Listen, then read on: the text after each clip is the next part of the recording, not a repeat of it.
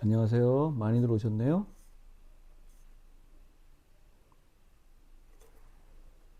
안녕하세요. 안녕하세요. 반갑습니다. 반갑습니다. 주변에서 저한테 많이 요청하시는 거 있어서 제가 쑥스럽지만 해봅니다. 구독을 꼭 눌러주십시오. 이게 많이 들어오시는데 구독을 별로 안 해주신다고 하더라고요. 그래야지 또 뭐 제가 신나서 계속 하니까 제가 산만한 사람이라서 또 지루해지면 이러다 맙니다. 그러니까 어, 계속 보고 싶으시면 계속 제가 이걸 계속 하기 원하시면 구독, 좋아요를 많이 눌러주십시오. 오늘은 그 얘기로 사실 이걸 제가 하면서 실제로 음, 어떤 각본을이나 스토리라인을 가지고 이렇게 하지는 않아요. 원래 계속 안 그랬었는데 전에 우리 제가 경선 과정에서 우리 스태프들 우리 이제 경선 팀들이 한번 구성해줘. 이거 한번 여러 명 같이 해가지고 스토리를 가지고 해보자. 뭐 기타도 들고 오고 그런 적이 있었잖아요. 그래 봤는데 막상 그렇게 하니까 제가 잘 말이 안 떨어지더라고요. 그리고 좀 어색하고 그래서 그렇게 준비해 준 분들한테 제가 조금 그분들이 원하시는 대로 잘 안 돼서 제가 좀 미안했었던 것 같습니다. 그래서 요즘은 어, 그냥 합니다.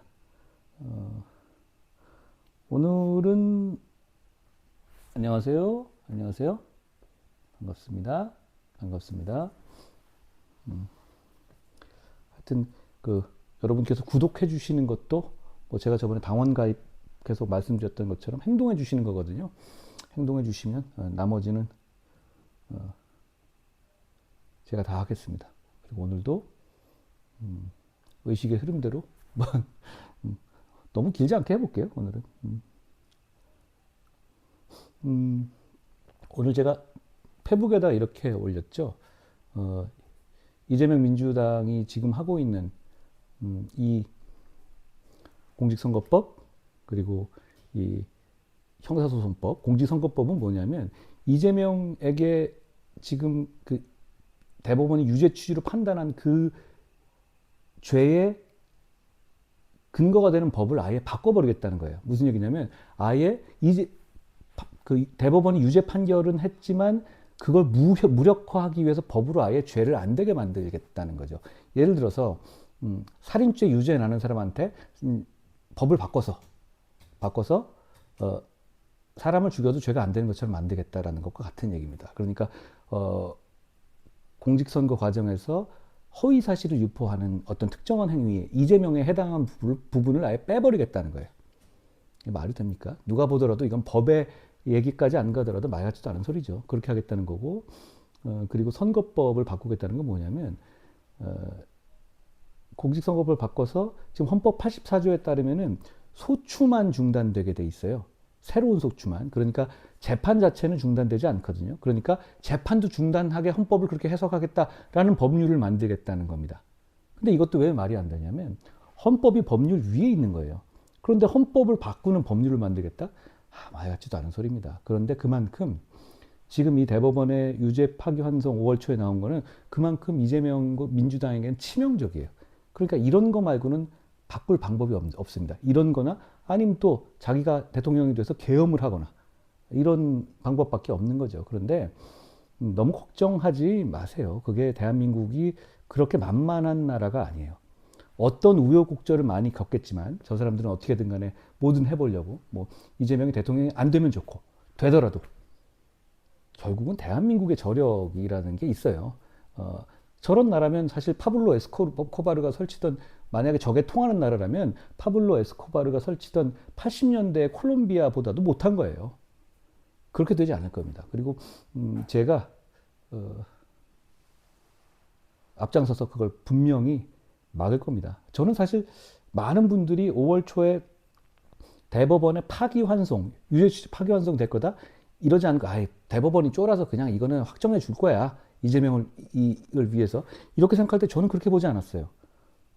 이거는 그 날짜로 잡았고 이렇다는 건 결국은 이건 파기환송밖에 없다라고 저는 얘기했는데 주변에서 다 안 믿더라고요. 제가 이런 쪽은 좀 더 잘 알잖아요. 뭐 민주당이 말했듯이 제가 조선 제1검 출신 아닙니까? 그러니까 이것도 결국은 그 과정에서 이제 뭐 이 법률들의 위헌을 판단하는 과정들이 생길 텐데 그 과정에서 헌법재판소나 법관들이 뭐 위축되고 민주당 쪽에서 나중에 이재명이 쫙 민주당 추종자들을 꽂아 나올 것이니까 그래도 이거는 합헌 판단돼서 이대로 갈 거다라고도 생각하시는 분들도 계시죠. 그래서 절망하시는 분들도 계시는데 근데 꼭 그렇진 않아요. 왜냐하면 최근 들어서 법관들이나 이런 분들이 진영 논리라든가 당파 논리 그리고 개인적인 어떤 출세라든가 이런 거에 많이 좌우되는 경향이 분명히 있어요. 과거보다 더합니다. 저는 그 시점을 조국 사태 때부터라고 봐요. 그때부터 이런 분들이 많아졌어요. 그리고 이런 분들이 그렇게 부끄럽지 않게 설치고 다녀도 되는 분위기가 됐어요. 불행한 일이죠. 양극화가 그런 겁니다. 그런데 그것도 어느 한계가 있어요. 아사무사하고 애매모호하고 조금 그래도 뭐 어떻게 보면 자기 합리화할 수 있을 정도의 영역에서는 그게 얼마든지 가능한데 정답이 너무 확실한 경우에는 그게 잘 작동하지가 않아요. 예를 들어서 지난번 윤석열 대통령에 대한 탄핵 심판을 볼 때 다들 탄핵 심판이 많이 특히 이제 보수 쪽에서는 기각될 거다, 각하될 거다. 예를 들어서 조한창 헌법재판관, 뭐 정영식 헌법재판관, 그리고 김복형 헌법재판관 이 사람들은 굉장히 강한 보수 이념을 가진 사람들이기 때문에 이거 맞는 말이에요. 그렇기 때문에 이 사람들이 반대표를 던져서 그렇게 되면은 이제 그 5대3이 되면은 기각이 되거든요. 아니면 한 명 더 김영두 재판관이 뭐 온다든가 뭐 이런 식으로 돼서 4대4로 기각되거나 각하될 거다. 다들 그랬잖아요. 그렇게 예상하는 것들이 많았죠. 조선일보도 그렇게 예상하지 않았나요? 그런데 막상 뚜껑을 열어보면 어땠습니까? 헌법재판관 8명 모두 전원일치였죠. 그리고 세부 항목들을 보면 40개, 그러니까 8명의 재판관이 5개의 이슈니까요. 48대 0이 아니라 40대 0의 상황이었어요. 그만큼 이슈 자체가 법률적으로 너무 명백할 경우에는 그런 진영 논리가 잘 작동하지가 않아요. 왜 그러냐면 아니 뭐 5년 동안 이재명만 보고 살면 나중에 지금 우리 평균 수명도 긴데 50년 동안 뭐 이재명만 바라보고 살 거예요? 뭐 이재명과 사귈 겁니까? 아니잖아요. 자기 법조인으로서의 인생과 커리어와 레퓨테이션이 있다고요. 그러니까 그런 식의 좌우 작동이 합니다. 예를 들어서 비슷하고 이래도 그만 저래도 그만 그리고 약간 무리인 정도 그 정도는 가능해요. 그 정도에서는 진영 논리가 가능한데 너무 명백한 사안에서 그거 했다가는 그 사람들이 나중에 뭐 어떻게 얼굴 두고 어떻게 살 거예요.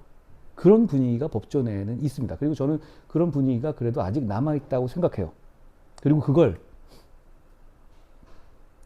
국민들이 많이 관심을 가지고 봐주셔야 돼요. 양아치 타면 평생 고생해요. 그런데 그거에 대해서 국민들이 많이 관심을 가지셔야 돼요. 제가 좀 과하게 얘기했지만 헌법재판 만약에 그걸 합헌이라고 인정할 만한 헌법재판관이 있다면 그건 양아치 짓 하는 거거든요. 한 번 뭘 위해서든 자기 진영을 위해서든 자기 출세를 위해서든 양아치 짓 한 번 하잖아요. 그럼 나머지 평생을 그러면 이재명만 보고 살 겁니까? 그러기 어렵습니다.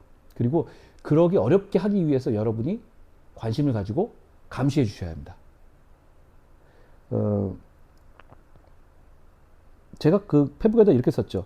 저는 사실 경선 중간이었지만 이 문제, 이 파기환송 이슈가 나올 때 강력하게 메시지를 내면서 뭐 페북만 해도 제가 한 대여섯 개 냈을걸요. 그러면서 연설에서도 그렇고 강력하게 이 문제를 이슈를 제기했는데 참 안타까웠던 것은 우리 국민의힘에서는 이 문제를 정말 절실하게 싸우지를 좀 부족했던 것 같아요. 제가 그 점을 안타깝게 생각합니다. 그 당시에 뭐 권성동 원내대표 이런 분들이 뭐 단식하고 그랬잖아요. 김덕수 단일화를 촉구한다. 아니 그럴 게 아니라 그때 사법부의 독립을 지키기 위해서 단식을 했었어야 돼요. 안타깝습니다. 내부 싸움에서 그렇게 여포처럼 굴 게 아니라 이재명과 싸울 때 여포처럼 싸워야 돼요. 지금도 어디 유세장 가면 왜 저보고 안 나오냐. 아니, 제 얘기 할 때가 아니잖아요. 이재명과 싸워야죠. 저는 경선 이후 지금까지 누구보다도 앞장서서 이재명 민주당과 싸우고 있죠. 그렇죠? 앞으로도 그럴 겁니다. 그리고 사실 이번 경선 과정에서 김문수 후보나 한덕수 후보나 이분들이 연합한다는 그런 프레임을 가지고 저한테 2대1로 덤빈 거였잖아요.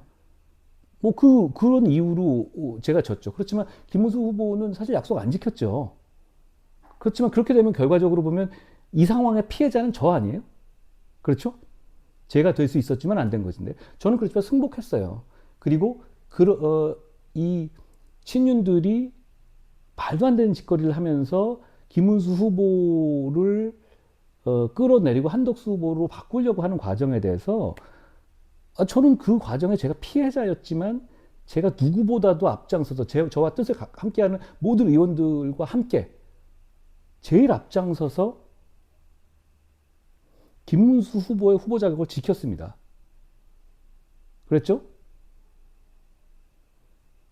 지금 국민의힘에서 이게 다 우리 국민의힘이 이기기 위한 선거운동 아닌가요? 이런 정도로 격렬하고 몸을 던지면서 선거운동을 하는 사람이 있습니까? 저는 그 말씀을 드리고 싶습니다. 저는 앞으로도 이재명과 계속 싸울 거고요. 제가 이재명의 외교관이라든가 이런 것도 짚었고요. 결국 그 싸움이 필요해요. 그 싸움을 제가 주도하고 있습니다. 앞으로도 그렇게 할 것이라는 말씀을 드립니다. 자꾸 이제 우리 당 사람들은 내부에서 프레임을 만드는 거에 너무 익숙해요. 예를 들어서 나중에 지고 난 다음에 아이고 한동훈이 안 도와줘서 졌다 이런 얘기 하고 싶은 거잖아요. 그게 무슨 말입니까? 제가 이렇게 싸우고 있는데. 그리고 선거운동 지금 시작한 지 하루 이틀밖에 안 됐죠. 아니 그래 놓고서 벌써부터 나중에 지고 나서 탓할 구석을 찾습니까? 그러면 안 됩니다. 저처럼 최선을 다해서 논리적으로 성실하고 연구해서 이재명과 싸우고 이재명 세상을 막기 위해서 뛰십시오. 저는 그 말씀 드리고 싶어요. 저는 앞으로도 그러겠습니다.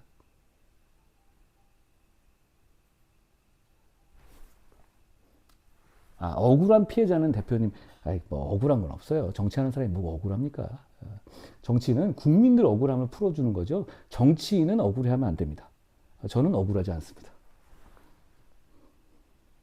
그리고 여러분이 아시잖아요. 어떤 과정이 있었는지. 그럼 여러분이 그걸 아시는데 뭐 제가 억울할 게 있어요? 없어요. 그걸 모르고 당하는, 그걸 밖에서 몰라주는 사람들 많잖아요. 저는 억울하다고 생각하지는 않습니다. 저는 그러니까 지금 우리가 이 중진들이 막 이렇게 얘기하잖아. 뭐 도와달라고. 자기들이 뛰든가요. 열심히 뛰어야 된다니까요. 제가 지금 이재명과 싸우듯이 싸워야 된다니까요. 왜 이런 메시지나 제대로 연구해서 안 냅니까? 똑같은 얘기만 합니까? 그런 패배 알리바이 만드는 식으로 이 움직이는 일부 중진들이 있어요. 그러면 안 됩니다. 다시 말씀드립니다만 저는 이재명 민주당과 맞서야 할 때라고 생각하고 그러기 위해서 지금까지 최선을 다해왔습니다. 앞으로도 더 그렇게 할 겁니다.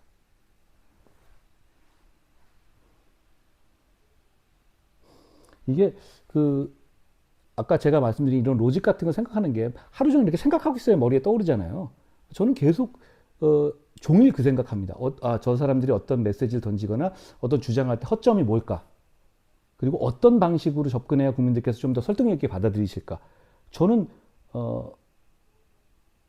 경선에서 지고 난 이후에도 자나깨나 그 생각만 하고 있습니다. 그리고 지금 이 라방도 결국 여러분께 그 이재명과 왜 싸우고 어떻게 싸워야 하는지를 가장 친근하고 설득력 있게 소통드리는 방식 아닙니까? 저는 최선을 다해서 제 모든 걸 걸고 우리 국민의힘의 승리를 위해서 선거운동을 하고 있습니다. 다른 분들도 남 탓할 생각하지 말고 승리를 위해서 최선을 다하자라는 말씀드립니다.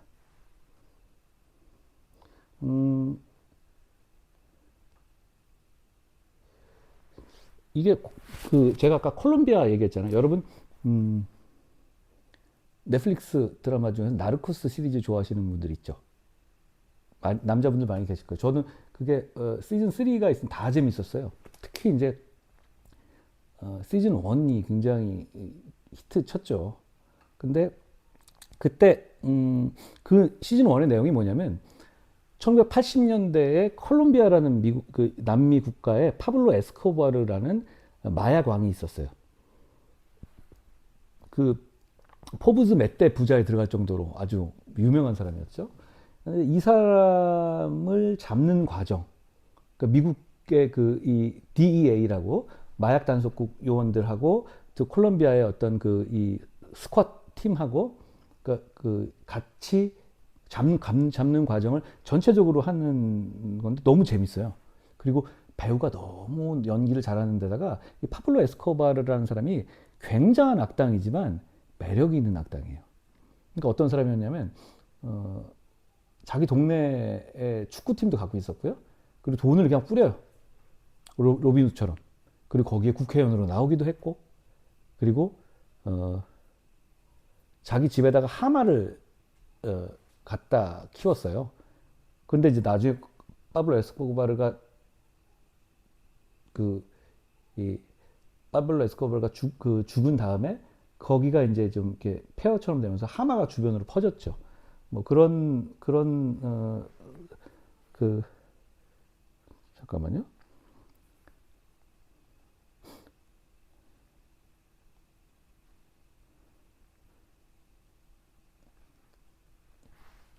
이 사람이에요. 이 사람이 이제 파블로 에스코바르라는 사람인데, 이게 메데인 카르텔의 리더였죠. 굉장히 잔인한 사람이었어요. 근데 이 사람이 다 뇌물로 이 콜롬비아 정관계를 주고 삶았죠. 그런데 당시에 어떤 상황이 있었냐면 미국으로 이제 그 마약을 많이 팔다 보니까 미국 입장에서 이제 콜롬비아 쪽에다가 이 단속을 되게 닥달을 했어요. 이 정권을 지원하는 것도 역시 미국이었기 때문에 그런 상황에서 이 파블로 에스코바르를 콜롬비아 내에서는 사실 두려울 게 없잖아요. 그런데 미국에서 송환하는 법이 나왔고, 그러니까 파블로 에스코바르를 미국 법원에 세우는 그런 절차가 진행되고 있었어요. 대법원에서. 근데 85년 겨울 11월쯤이었는데 그때 어떤 일이 있었냐면 M19이라는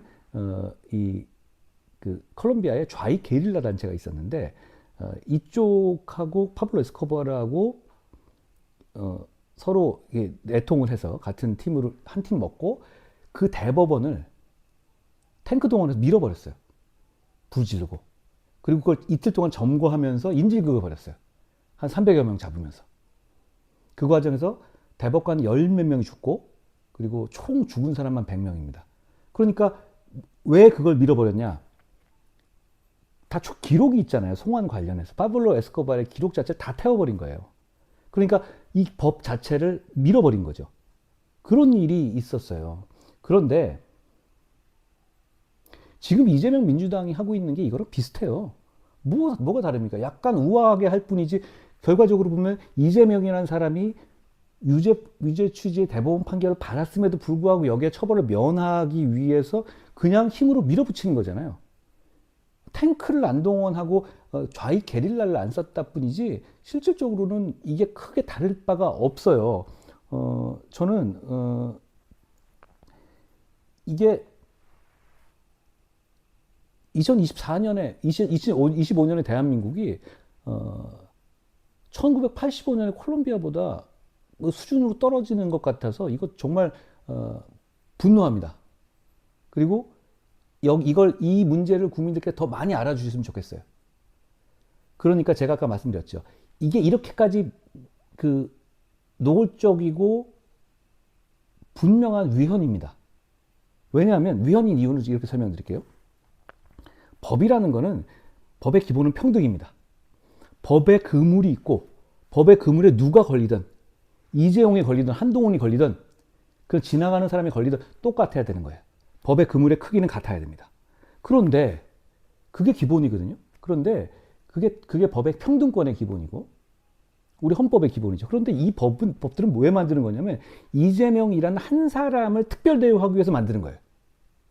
이렇게 되면 대한민국 헌법이 가지고 있는 가장 중요한 요소인 평등권의 원리가 무너지게 됩니다.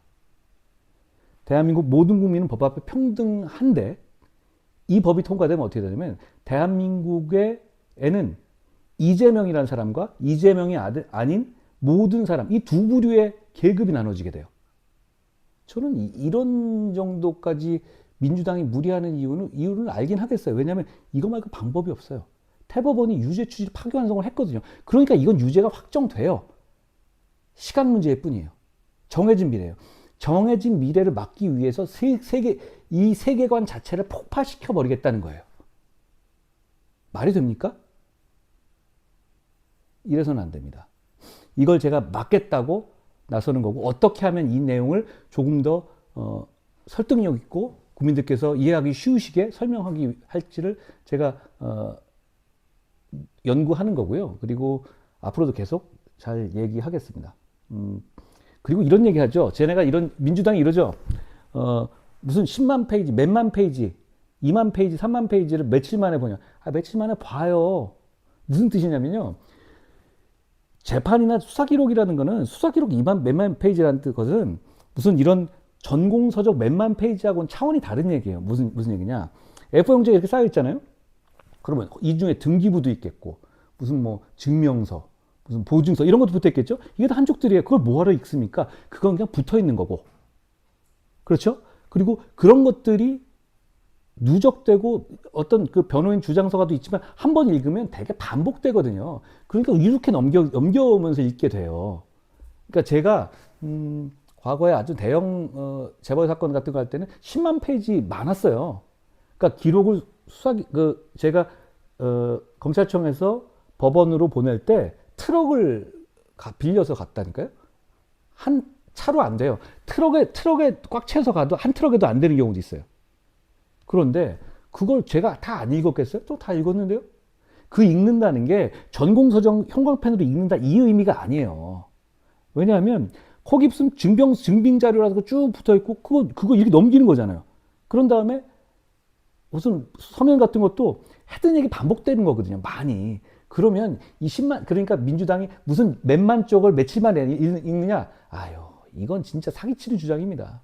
그렇게 따지면 우리나라 모든 법관들과 모든 검사는 다 기록을 안 보고 하는 거게요? 그런 게 아니거든요. 그런 이해를 좀 해보시면 어떨까 싶어요.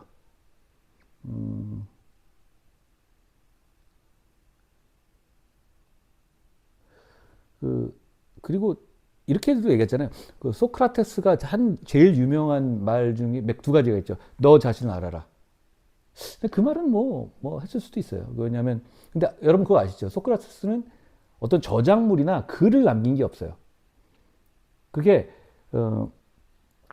보통 옛날 사람들 같은 경우는 그리고 그 소크라테스는요 펠로폰네스 전쟁에도 참전한 사람이에요. 참고로 어쨌든 제가 그 전쟁 시기를 좋아하니까. 그런데 그 옛날 사람들은 책을 썼지만 책이 안전해지는 경우가 대부분이죠. 근데 소크라테스는 아니에요. 소크라테스는 그냥 일부러 책을 안 썼어요. 본인이 책을 안 쓰는 나름대로의 철학을 갖고 있었어요. 그거는 그냥 대화로 해결해야지 이거 남긴 거 의미 없다 이렇게 본 거죠. 그러니까 소크라테스라는 사람은 원래는 기억되지 않아야 될 사람인데 근데 왜 기억되느냐? 끝내주는 제자를 둔 거예요. 끝내주는 제자를 동시대에 바로 옆에 뒀던 거예요. 그게 누구냐면 플라톤이에요. 그리고 크세노폰이에요. 그 사람들이 플라톤이 소크라테스의 변명이라기보다는 변론 이런 게 더 맞을 거예요. 왜냐하면 소크라테스가 죽기 직전에 한 그 재판의 과정에 대해서 플라톤이 소크라테스와 한 얘기들을 자기가 정리한 얘기거든요. 그리고 크세노폰에서 그건 조금 다른 거지만 어쨌든 그런데 거기에 보면 이제 유명한 얘기가 너 자신을 알아라. 그러니까 그게 이런 대화를 하다 보니까 나온 거니까 그런 얘기는 한 거일 거고요. 악법도 법이다. 지금 제가 하고 싶은 얘기예요. 악법도 법이다라는 말을 소크라테스는 한 적은 없어요. 저는 플라톤의 그 책을 읽었거든요. 금방 봐요. 길질 않아요. 옛날에는 그렇게 길게 책을 쓸 수가 없었어요. 왜냐하면 쓰는데 한계가 있었거든. 그런데 거기 보면 뭐 이렇게 그러니까 여기서 도망가지 않고 그 판결에 승복한다는 얘기는 나와요. 그렇지만 악법도 법이니까 따라야 한다. 그 법을 정당화하는 취지의 말을 소크라테스가 한 건 아니에요. 그러니까 악법은 법이 아니고요. 이런 정도로 민주당이 만든 악법은 이건 그 자체로 범죄입니다. 그러니까 이건 반드시 막아야 되고, 이런 반헌법적이고 이런 유치한 법이 통과되면 대한민국은 시스템이 무너집니다. 누가 이렇게 되면 정글의 법칙이지, 그냥 누가 힘센 사람 위주로 가게, 힘세면은 뭐든 다 할 수 있는 그런 정글의 법칙으로 가는 거 아니겠어요? 그러면 안 됩니다. 그걸 막기 위해서 여러분이 힘을 주십시오.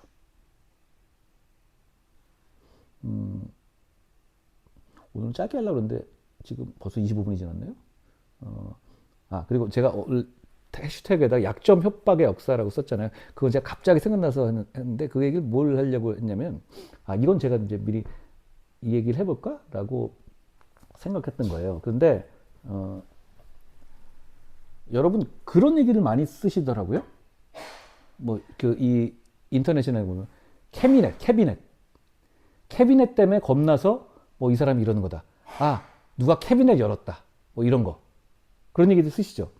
그게 영화 중에서 정우석 씨 나온 더 킹 같은 데 보면 무슨 뭐 대검찰청의 어떤 부서, 특정한 부서에서 쫙 열면은 뭐 여배우의 약점도 있고 정치인의 약점들이 쫙 있고, 그걸 쫙 묵혀뒀다가 김치 익듯이 익으면 꺼낸다, 이런 식으로 돼 있잖아요. 영화가 재밌긴 한데요, 그런 건 없습니다. 제가 그 부서의 대검 반부패 부서의 최종 책임자 검사장이었잖아요. 그런데 그게 이제 그런 역사는 있어요. 예전에 그러면 과거에 무슨 중앙정보부 시절이라든가 보안사 시절이다, 그때는 없었냐? 그때는 있었습니다. 제가 그런 자료를 봤거든요. 그 시절에 80년대, 70년대 이때는 있었어요. 그때는 도감청을 하던 시대였기 때문에 그런 정보가 많았죠. 그런데 이제 그 역사를 보면 이런 거예요. 그리고 그때 있었잖아요. 그게 얼마 홍준표 시장님이 본인이 쓰신 책에 보면 그런 게 나오잖아요. 그러니까 어디서 무슨 뭐 사건을 하고 있었는데 여자 나오는 술집에 갔던 사진을 찍은 걸 가지고 협박해가지고 사건을 덮었다. 뭐 기관에서 갖고 와서 뭐 그런 얘기도 있죠. 옛날엔 그런 일이 실제로 있었던 것 같아요. 그만큼 그런 시대가 있었죠. 지금은 아니에요, 일단. 그런데 이게 실제로는 어떤 게 있냐면, 여러분 그거 아실지 모르겠네요.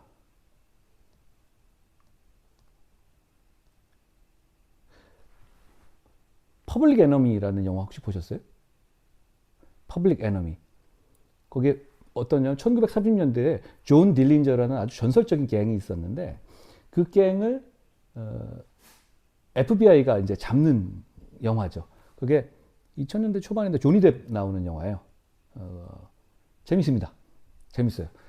마리온 코티아르도 나왔던 것 같은데 하여튼 재밌어요. 그런데 제가 그 말씀을 드린 이유가 FBI가 그 사건으로 굉장히 강력해져요. 대중의 지지를 받아요. 그런데 그때 FBI 국장이 누구냐면 제이 에드가 후보입니다. 이 사람은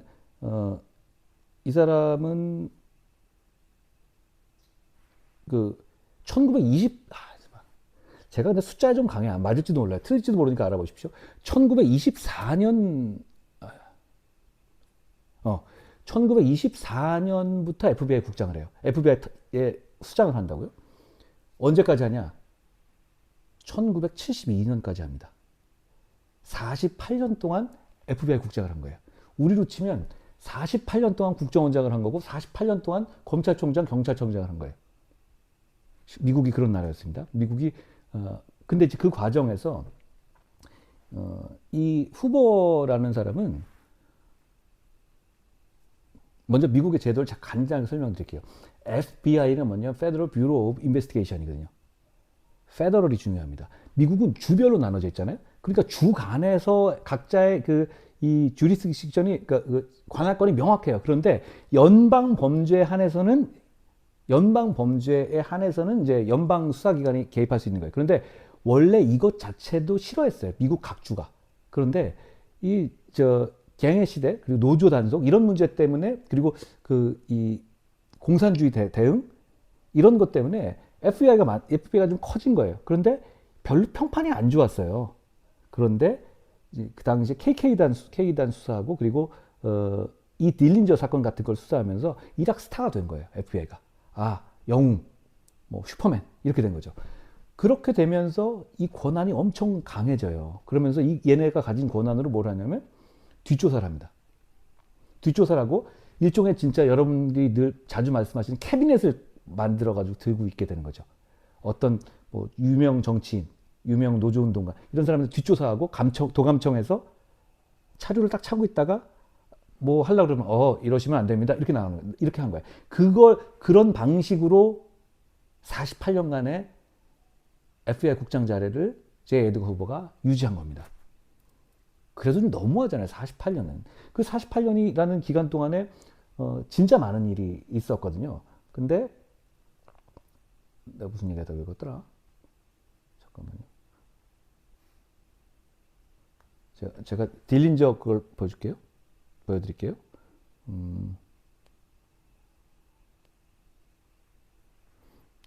존 딜린저라고요.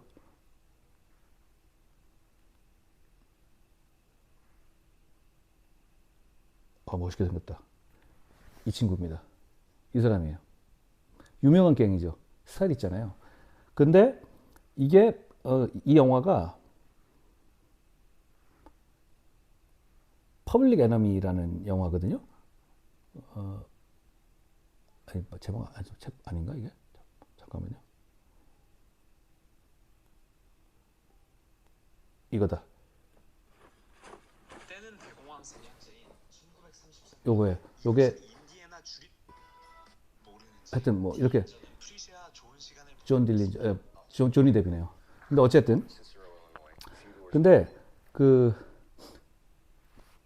결말 포함 요약 유튜브로 보세요. 그걸로 봐도 충분합니다. 좀 긴데 그걸로 봐도 뭐 재밌어요. 다 요약들 요즘에 너무 잘하니까. 내가 무슨 얘기했더라? 근데 이 딜린저 이게 뭐냐면 이게 왜 그 당시에 강했냐면 그 당시에는 CIA도 없었어요. CIA가 왜 탄생했냐면요. 근데 이제 이 제이 에드거 후보가 FBI 가지고 너무 이 남 뒷조사하고 소위 말하는 캐비넷질을 하다 보니까 이게 권력자들이 짜증나는 거예요. 내가 대통령인데 막 이렇게 된 거죠. 그러다 보니까 뭐 걸핏하면 뭐 빨갱이 몰이하고 막 이랬단 말이에요. 그런데 그러니까 이제 이 대통령 들 중에서도 여기에 막 반기를 들은 사람들이 생겨나기 시작해요. 그러니까 잠깐만요. 내 대통령 이름이 생각 안 나네요. 천천히 해도 되죠?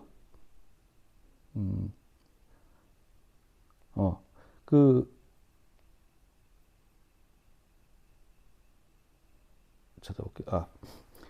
우리 트루먼 대통령 있잖아요. 트루먼 대통령이 후보를 견제를 하려고 만든 게 CIA예요. 그때 CIA를 더 확장한 게 그때 1948년에 그랬던 거예요. 그럴 정도. 근데 결국은 트루먼은 그래서 J. 에드거 후보를 해임하려고 시도하거든요. 그런데 역시 그런 식의 뭐 트루먼이 정확하게 어떤 협박을 받았는지 정확하지는 않은데 그런 과정을 겪어서 역시 좌절됩니다. 타협을 해버려요. 케네디하고도 안 좋았죠. 그리고 아주 대표적으로 유명한 캐비넷질을 한 게 뭐냐면 마틴 루터 킹 목사가 있잖아요. 그분 뭐 큰 업적을 가진 사람이죠. 근데 그분도 뭐 여러 가지 인간적으로 사생활이 있지 않았겠어요. 그런데 당시 후보가 막 여러 가지 이 뒷조사를 하는데 뭐 전화 도감청하고 막 이런 거 하는 거예요. 그걸 통해서 마틴 루터 킹 목사가 뭐 저는 그분 좋아합니다. 어떤 유부녀랑 어떤 그런 불륜 있고 이런 부분들 이런 걸 막 녹음을 하고 막 이렇게 자료를 막 수집하고 그래서 막 언론사에도 뿌리려고 하고 막 협박하고 이랬던 거예요 당시에. 음, 결국은 근데 그게 공개되진 않았지만 그게 그런 비슷한 행동이 있었다는 것 자체는 이것까지는 팩트로 나온 겁니다. 그러니까 실제로는 그런 일을 했죠. 그러니까 그냥 정치인만 상대한 게 아니라 어떤 사회운동가라든가 뭐 이런 거에 대한 공격도 굉장히 심했죠. 그리고 정치권에서도 그걸 이용하기도 했어요. 제가 저번에 그 말씀드렸죠. 저는 로버트 케네디라는 정치가를 굉장히 흥미있게 본다고요. 로버트 케네디도 사실 젊을 때는 좀 그 이상한 짓도 많이 했거든요. 그리고 그 정치 쪽에서도 이걸 이용한 게 로버트 케네디가 그 법무장관 할 때는 또 이 감청을 묵인하기도 해요. 마틴 루터 킹에 대한. 그러니까 인간이라는 게 정치적 인생을 쭉 놓고 보면 굉장히 좀 그 평면적이지 않더라고요. 뭐 그렇고 근데 이제 그 무슨 얘기더라? 그러다 보니까 이제 이게 이 사람이 72년에 죽어요. 그 다음에 어떻게 됐냐면 그 FBI 국장의 임기를 최장 10년으로 하고 그리고 그거보다 더 하게 되면 이 10년을 더 하려고 하게 되면 이제 어떻게 되냐면 상원의 동의를 얻게 합니다. 그러니까 대개 10년 정도 해요. 근데 그게 최근에 깨졌어요. 10년보다 못하는 경우가 생겨요. 중간에 정권 바뀌면 자르는 경우가 생겼습니다. 그게 트럼프가 그렇게 시작했어요. 그 전까지는 다 보장을 했거든요. 그러니까 이 FBI라든가 이런 게 미국의 어떤 제도가 만들어질 때 그 제도가 안착되는 과정에 진짜 여러 가지 우여곡절들이 있어요. 그러다 보니까 미국 사람들은 이런 제도가 만들어지잖아요. 그런데 부족해도 좀 참아요. 이걸 바꾸려고 하는 시도를 잘 안 해요. 왜냐면 그 역사를 알고 아 그래 이래 왔으니까. 그런데 우리나라는 그래 뭐 하나 이렇게 하자. 한번 공수처라는 걸 국민들이 원하지도 않아. 필요하지도 않은데 하나 만들어요. 그런 다음에 받아. 이렇게 한다고요. 이러니까 이게 제대로 운용이 되겠습니까? 개판 나는 거죠. 실험을 그냥 국민을 상대로 해버린 거잖아요. 이건 어떻게 보면 필요에 따라서 예를 들어서 미국의 뭐 갱이라든가 무슨 뭐 노조 문제 이런 문제를 해결하기 위해서 만든 게 아니라 그냥 정치적으로 쟤네 한번 조져보자로 만드는 거잖아요. 필요성이 검증도 안 되고 이런 식으로 가면 안 되는 겁니다. 다시 말씀드려서 공수처는 없어져야 합니다.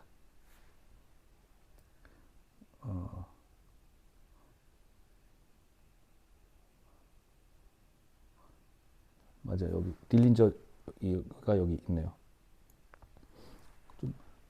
목 아픈데 그럼 질문 좀 볼까요? 그리고 저번에 저한테 제가 쇼팽이 상남자다 이런 얘기 했잖아요. 혁명가고. 근데 쇼팽이 좀 이름이 야리야리하게 생겼잖아요. 쇼팽 우리나라 말로. 그러니까 사람들이 좀 그리고 음악도 좀 그런데 음악도 좀 너무 아름답고 이러니까. 근데 그거는 쇼팽이 진짜 상남자는 맞았어요. 굉장히 그 그러니까 낭만주의자였죠. 그리고 혁명가였고. 그런 거는 실제로 근거가 많이 있습니다. 제 개인 생각은 아니고요. 그리고 쇼팽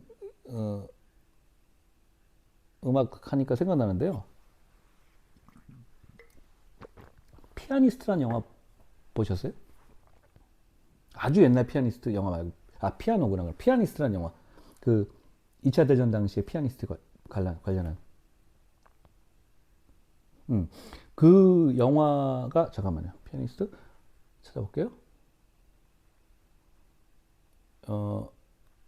이게 에드리안 브로디라는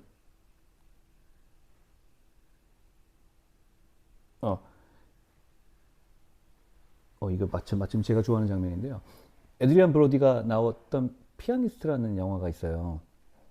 이게 뭐냐면 2차 대전 당시에 어떤 피아니스트가 이제 2차 대전을 겪어요. 독일 치하를 겪죠. 근데 그 과정에서 잠깐만요. 이게 여기가 안 켰구나. 잠깐만요.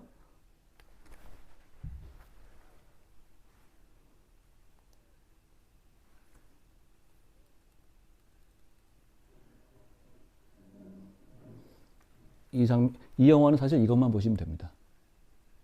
피아니스트라는 영화고 이 배우는 에드리안 브로디라는 배우인데요. 근데 이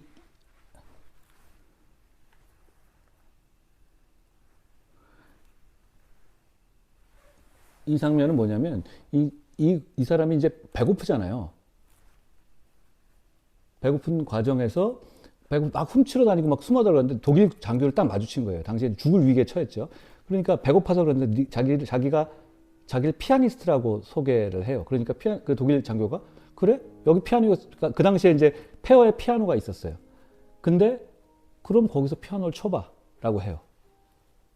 근데 거기서 이걸 칩니다.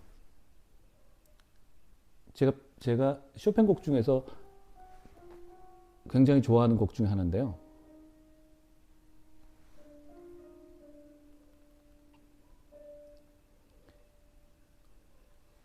그러니까 이게 거의 롱테이크로 계속 원테이크로 가요.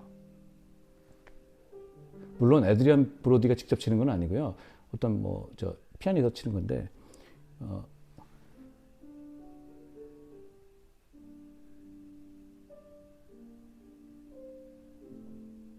녹톤 9번은 아니고 맞습니다. 슈베르트님 발라드 1번이에요.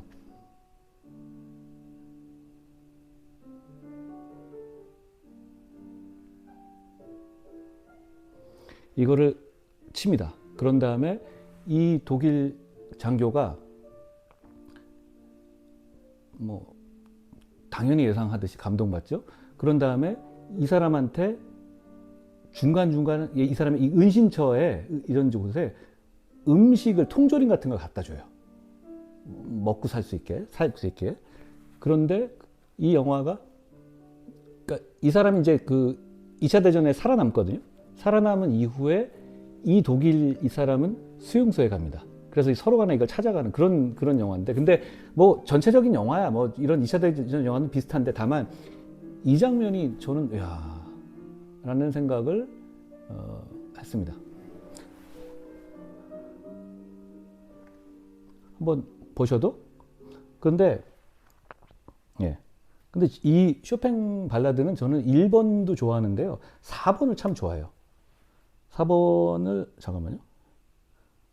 제가 어디 가서 인터뷰에서 그런 걸 물었어요. 그때 조선일보 김윤덕 기자님, 그 아나운서 김성주 씨의 누님이신데, 그분이 좀 이렇게 문화 쪽 기자를 오래 하셨고, 저는 그런 기자인 줄 알았는데 그런 인터뷰인 줄 알았는데 사실 정치 인터뷰였어요. 근데 마지막에 그런 얘기가 나와서 임윤찬과 조성진 중에 누구 좋아하냐고 그러더니 저는 임윤찬 씨를 더 좋아한다고 했는데, 근데 저는 이 발라드 연주 중에서는 비교적 최근 음반인데 이 조성진 씨 음반을 참 좋아해요. 아까 그 1번 말고 요것도 한 번 더, 저는 발라드가 이제 4번까지가 있거든요. 1, 2, 3, 4번. 근데 저는 아까 그 영화에서 나온 1번도 좋아하는데 이 4번을 참 좋아합니다. 이거는 조성진 씨. 이분은 되게 침착한 것 같아요. 그러니까 이문찬 씨하고 좀 다르죠. 이문찬 씨는 좀 막 불타는 느낌이라면 이분은 꾹꾹 누르는 느낌인데, 특히 근데 이 쇼팽 발라드는 조성진 씨한테 너무 잘 어울리는 것 같다는 생각이 드네요.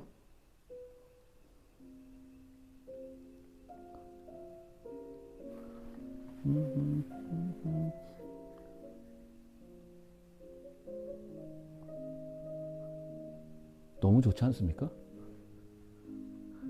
김윤덕입니다. 김순덕님은 저 동아일보에서 좀 그 칼날 같은 칼럼을 쓰시는 분이고요.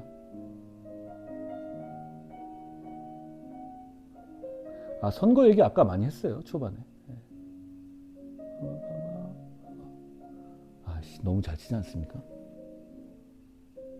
저는 이런 조성진이나 임윤찬 같은 사람이라면 자기가 이런 거 칠 때 너무 즐거울 것 같아요. 나는 너무 대단해, 이런 느낌으로.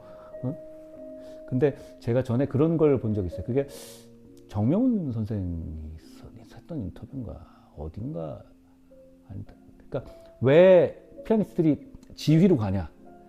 피아니스트는 진짜 하루에 몇 시간 계속 해야 돼요. 평생. 그러니까 자기가 무조건 쳐야 되는 기본 시간이 있고 며칠 안 치면 이게 영향이 오는 거예요. 그러니까 그게 참 그 인생으로서는 힘들다고 하더라고요.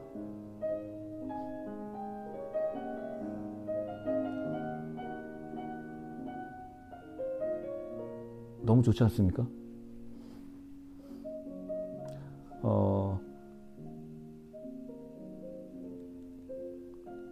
그,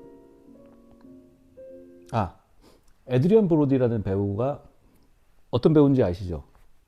아까 이제 그 피아니스트에 나온 그 사람, 잠깐만요. 이 사람도, 저는 이 사람이 저보다 나이가 많을 줄 알았는데, 저랑 같은 73년생이군요. 이 사람이요. 에드리안 브로디. 그런데 이 사람 갑자기 생각나니까 이건, 이제 아까 말한 그 피아니스트에 나온 사람이죠. 그, 제가 좋아하는 영드가 있어요. 영국 드라마. 이거는 시간 되시는 분들, 이건 남자분들이 좀 많이 좋아하실 거예요. 많이 보시는 분들은 아시겠지만 유명해요. 피키 블라인더스라고. 피키 블라인더스. 블라인더스가 아니라 피키 블라인더스. 좀 잔인한 제목이긴 해요. 그리고 내용도 좀 잔인한데 제가 그 드라마를 영들을 되게 좋아하거든요. 근데 거기에서 이 에드리언, 그러니까 그 드라마를 제가 간단히 소개시켜 드리자면, 1차 대전 이후에 버밍엄이라는 영국 도시에 쉘비라는 범죄 가문이 있어요. 거기에 그 가문이 이제 여러 가지 나쁜 짓도 하고 뭐 이렇게 하면서 이제 살아가는 그런 드라마인데 시즌 한 5, 6 지금 아직도 하고 있습니다. 근데 초반이 너무 멋져요. 근데 그게 이제 제가 굉장히 좋아하는 남자 배우인 킬리언 머피라고 있거든요. 그 사람이 이제 그 주인공으로 나오죠. 얼마나 멋있게 나오냐면 이 사람이 거기 담배를 이렇게 피거든요. 이렇게 펴요. 이렇게. 근데 저는 담배 끊은 지 오래됐는데 다시 한번 담배 피고 싶다 할 정도로 담배를 멋있게 핍니다. 근데 거기서 이 에드리안 블로디가 시즌에서 굉장히 임팩트 있게 나옵니다. 이게 잠깐 찾아볼게요. 이 사람이 피키 블라인더에서요. 뉴욕 마피아, 그러니까 이탈리아의 뉴욕 마피아에서로 나오는데 이름이 루카 찬크레타라는 이 사람으로 나와요. 근데 이 사람은 그냥 연기를 잘하는 사람이더라고요. 굉장히 멋있게 나옵니다. 나중에 시간이 되시고 기회가 되시면 이 피키 블라인더스 한번 보시는 것도 좀 잔인해요. 근데 재밌고 아주 스타일리시합니다. 그러니까 옷 고증이라든가 이런 게 시대적으로도 그렇고 굉장히 멋지게 나와요. 한번 보셔도 좋을 것 같아요.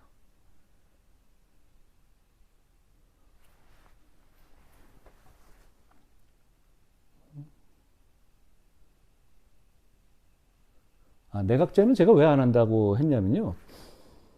국민들이 싫어합니다. 그리고 내각제가 됐었을 때 저는 더 혼란해질 거라고 봐요. 내각제의 핵심은요, 결국은 일본 보면 한 2년 만에 한 번 정권이 바뀌어요. 물론 자민당이 끼리끼리긴 하지만 그래도 바뀌는 거죠. 그러니까 지속적인 정책을 만약에 내각제로 하려잖아요. 그러면 일당 체제 비슷하게 돼야 돼요. 근데 우리나라 그럴 수 있습니까?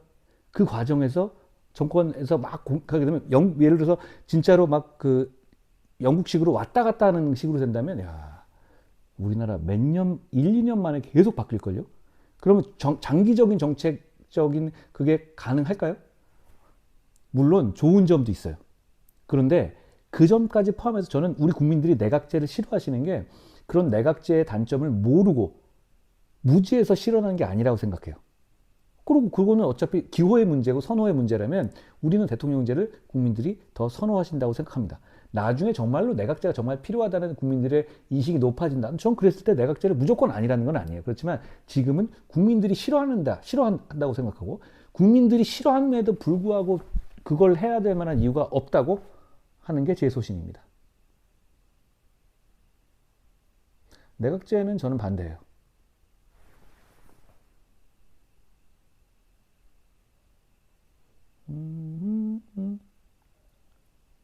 피키 블라인더스가 이렇게 눈 멀게 한다는 그런 거예요. 여기에 모자에다가 이렇게 면도칼 같은 걸 넣고 다니거든요. 근데 재밌습니다. 거기 이제 꼭 그 킬리언 머피가 하고 몇몇 주인공 그 집안 쉘비 집안이 있는데 그거 말고 다른 상대 역으로 나오는 사람들도 굉장히 멋있어요. 그톰 하디라고 되게 멋진 배우 있죠. 톰 하디라고 옛날에 그 배트맨에서 이렇게 저 악역으로 나왔던, 그리고 여러 가지로 나왔었죠. 그 배우가는 또 유대인 그 갱으로 나오는데 정말 멋지게 나옵니다. 그리고 대사 하나하나가 좀 철학적이고 멋있어요. 피클 브랜드 OST 저도 좋아해요. 아, 아,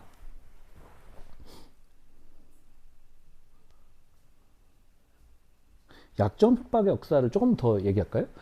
예전에는 진짜로 그 이 예전이라고 하면 제가 말하면 아주 독재 시대 얘기하는 거예요. 뭐 70년대, 60년대 이럴 때는 정말 국가기관이 도청을 많이 했어요. 그러니까 어떤 사건 자체가 쉬웠어요. 답을 다 알고 있는 거죠.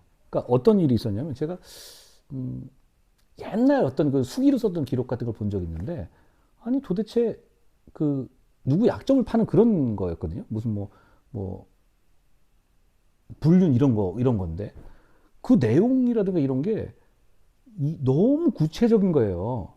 그냥 추억 대충 적잖아요. 그러니까 이거는 나중에 보니까 그게 다 뭐냐면 도감청인 거예요. 그러니까 그 시기에 왜 여러 가지 이유로 막 고문도 하고 막 그랬잖아요. 근데 인권의식이 낮은 것도 진짜 큰 이유였고 정말 안 되는 거였지만 이런 것도 있어요. 결론을 알고서 하는 경우가 많았어요. 뭐냐? 도감청으로 실제로 여기 돈을 주고받고 누구랑 보는지 알고 있는 거야, 다. 그렇지만 이건 증거로 쓸 수 없죠. 근데 얘가 불면 되잖아요. 근데 이게 확신을 갖고 있으면 어떻게 되겠습니까? 무리한 수사를 하기가 쉽고 답을 아니까. 그렇게 됐던 면도 있었어요. 물론 인권인식가 낮았던 게 가장 큰 이유고 절대로 있어서는 안 되는 그런 거고. 참고로 저는 검사하거나 할 때 막 소리치거나 그런 적은 없었던 것 같아요. 막 폭언하거나 그러지는 않았던 것 같아요. 그런다고 얘기하지도 않거든요, 사실. 그런다고 얘기하면 나중에 뭐 바꾸잖아요. 말 바꾸잖아요. 저는 그렇게는 안 했어요. 그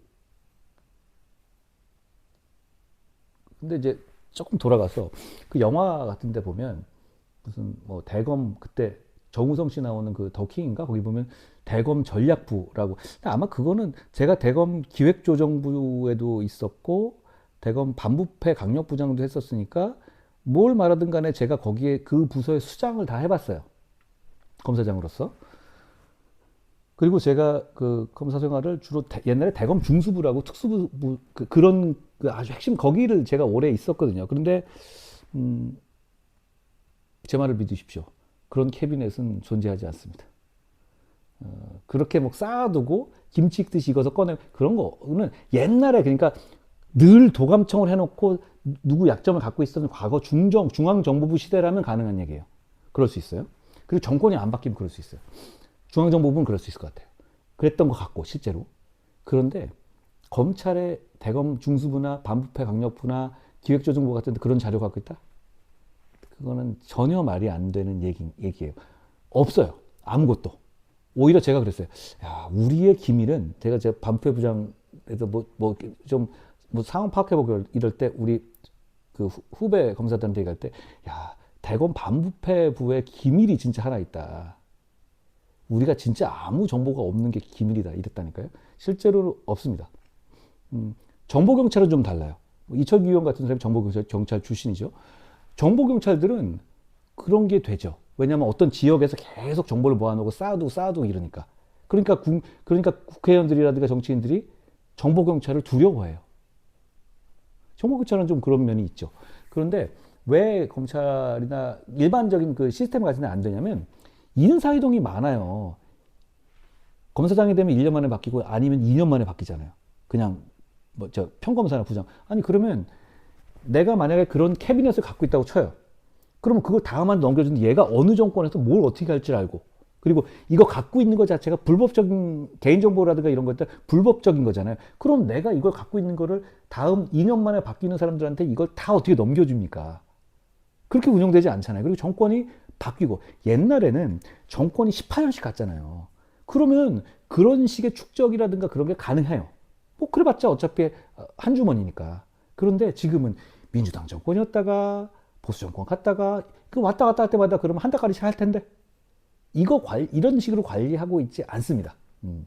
혹시라도 영화 보고 그렇게 오해하고 계신 분이 계시다면, 그건 제 말씀 믿으십시오. 제가 이런 거짓말 하진 않잖아요.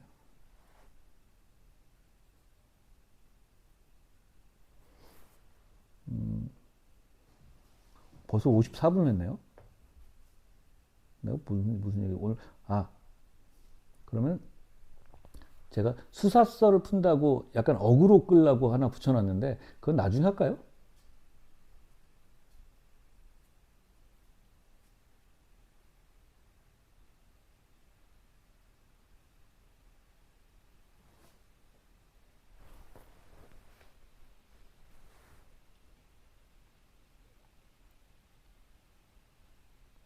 그러니까 누가 어떤 마약 정보가 있고 막 그런 거를 그거 어떻게 다 알아요? 일 바쁜데. 그리고 그게 모이지가 않아요, 구조적으로. 그냥 그게 뭐 경찰 내부의 정보부 같은 걸 할 수 있을지 몰라도 그게 검찰로 공유되지가 않아요. 그리고 경찰도 내부 라인이 다양해요. 어느 하나로 딱 모여가지고 누구 하나 딱 잡고서 그렇게 한다? 그러기 쉽지 않습니다. 뭐 그런 경우도 있을 수 있을지 모르지만 제가 알기로는 아니에요.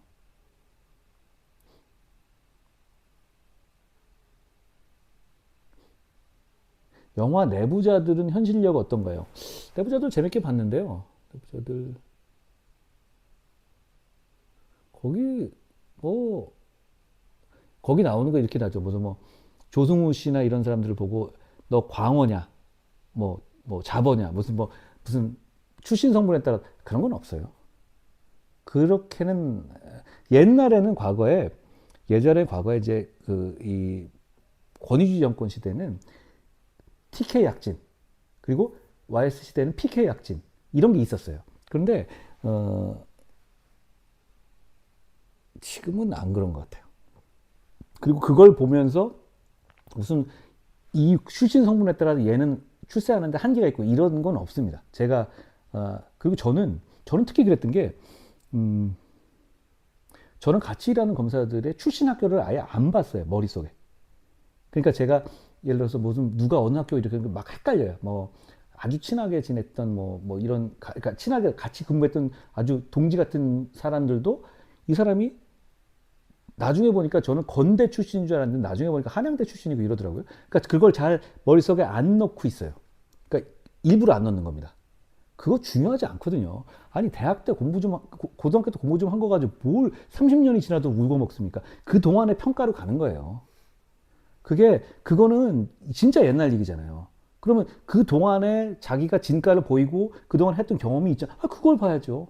그 뭐 고등학교 때, 고삐리 때 공부 좀 한 거 가지고 뭘 몇십 년 지난 다음에까지 울고 먹어요. 저는 그렇게 보지 않아요. 그러니까 저는 그렇게는 안 하고요. 그러니까 그런 면에서 보면 현실력이 좀 떨어지는 거고, 검찰이 무슨 뭐 재벌들 앞에 설설긴다? 제가 그랬을 것 같습니까? 전혀 아닙니다. 뭐 그런 사람이 있을 수도 있겠지만 저는 그렇지 않았죠.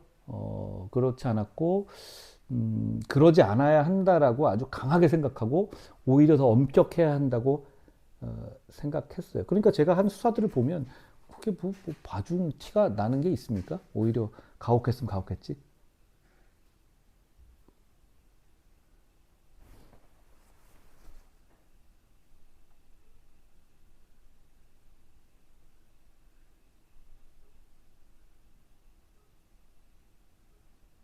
음.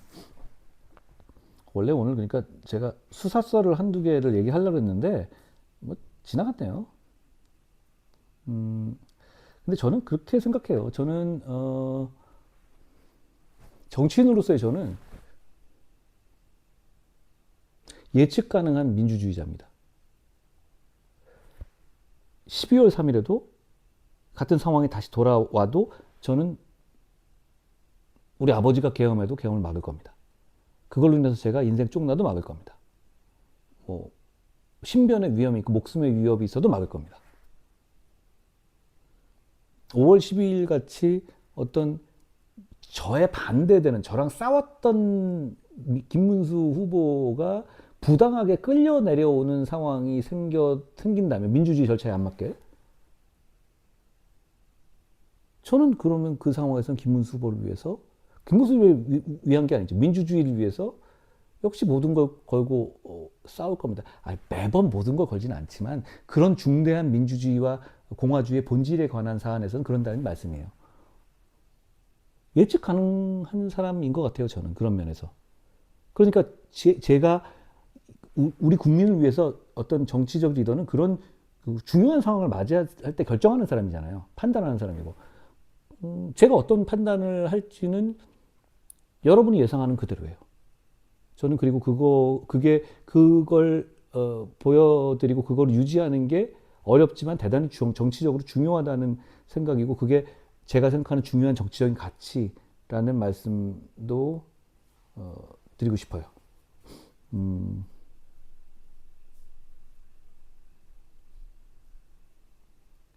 수사설은 다음에 할까요? 뭐 오늘 1시간 넘었는데요. 뭐 질문 몇 개 받을까요?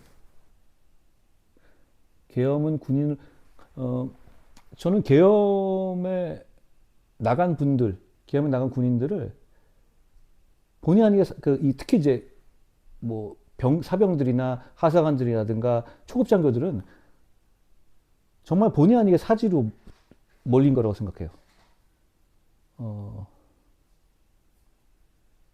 안타깝습니다.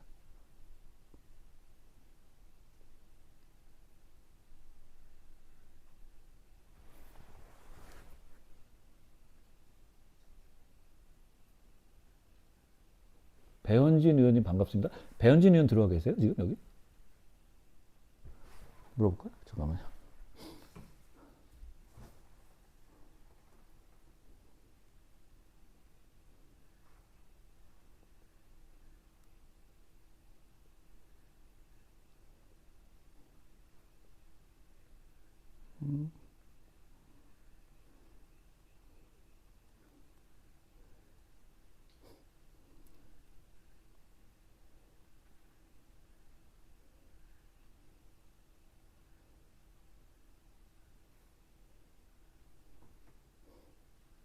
헉?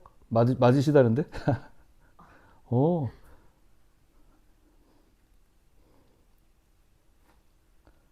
우리 배 의원님께서 너무 빨라가지고 적응을 못하고 계시다고 하시네요. 저도 배 의원님 안 보이시는데?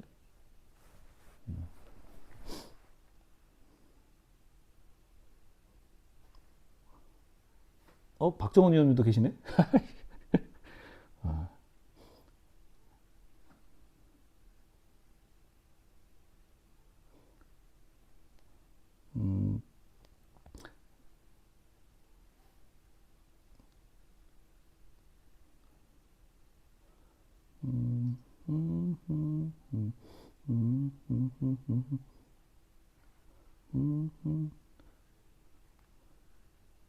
잠깐만요.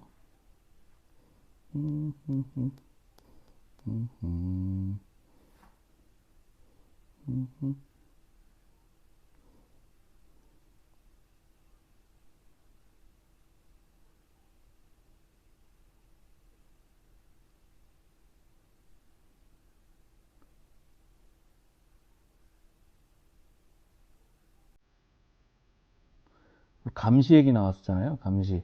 뭐 캐비넷 얘기 나왔으니까 이게 너무 잘까요? 이거 아세요? 이 노래? 제가 옛날에 좋아했던 노래인데 아시는 분들이 계신가요?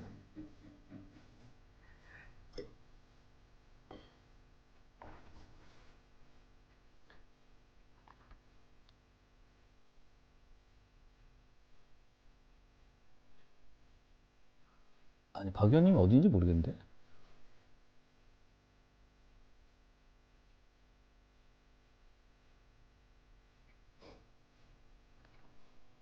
이 노래 아시나요?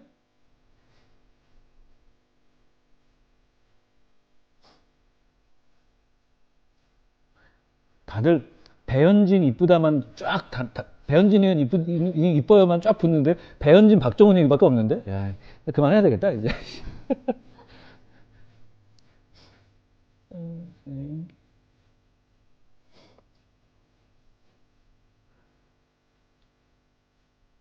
그리고 그 이거는 그 알람 파슨스 프로젝트라는 밴드의 Eye in the Sky라는 곡이에요. 그러니까 이게 뭐 약간 스토킹성 얘기예요. 근데 이게 감시하고 이런 거니까 갑자기 제가 생각을 했는데 근데 오늘 보니까 민주당이 그 윤석열 대통령 재판을 담당하는 판사가 무슨 뭐 룸사롱 가는 사진이 있다 라면서 막 그냥 이 폭로전을 하더라고요. 뭐그 사안을 제가 모르니까 뭐라고 얘기는 안 하겠는데 사실 일종의 그런 거잖아요. 그것도 일종의 캐비넷 같은 그런 류의 얘기들이죠. 과거에 보면 저도 뭐 청담동에서 술자리 했었다라고 이상한 민주당 주도에서 무슨 뭐 그 폭로했다가 결국 그걸 제가 깨부순 적이 있잖아요. 그런 가짜뉴스나 그런 공작은 실제보다 더 진짜 같고 구체적이에요. 그래야지 먹히거든요. 그러니까 청담동 술자리에서 그냥 한동훈이 있었다 이게 아니라 늦게 들어와서 뭐 윤도현의 무슨 뭐 사랑투를 불렀다 이래야지 퍼지는 거라는 거예요. 근데 그때 제가 기억이 납니다만 김의겸 의원이 갑자기 뭘 한다고 뭐 주변에다가 기자들한테 얘기해놨다는 거예요. 근데 국정감사 때였죠. 뭘 탁 던지는데 뭐 7월 며칠 날 어디 계셨습니까? 이러는 거예요.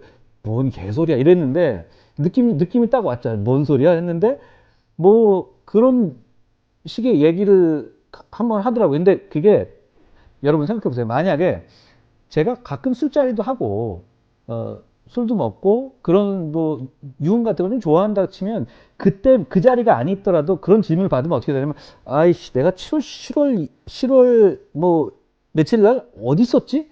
라고 눈알이 막 돌아가게 돼요. 그쪽에서 김의겸 같은 사람은 그걸 노리는 거죠. 어디 있어요? 어디 있어? 글쎄 알아봐야 돼. 이렇게 되면 그냥 밀리는 거예요. 그러면 사람들은 그 장면을 반복하면서 뭔가 진실 게임이 있는지 하게 되죠. 저는 그때 그랬죠. 자, 아닌데, 아닌데, 나는 다 걸 텐데, 김의겸 당신은 뭘 걸 거냐. 제가 그 자리에서 바로 쳤잖아요. 그러니까 오히려 김의겸 씨가 확 꼬리를 말아버렸죠. 거기서 그 게임은 사실 끝난 거예요.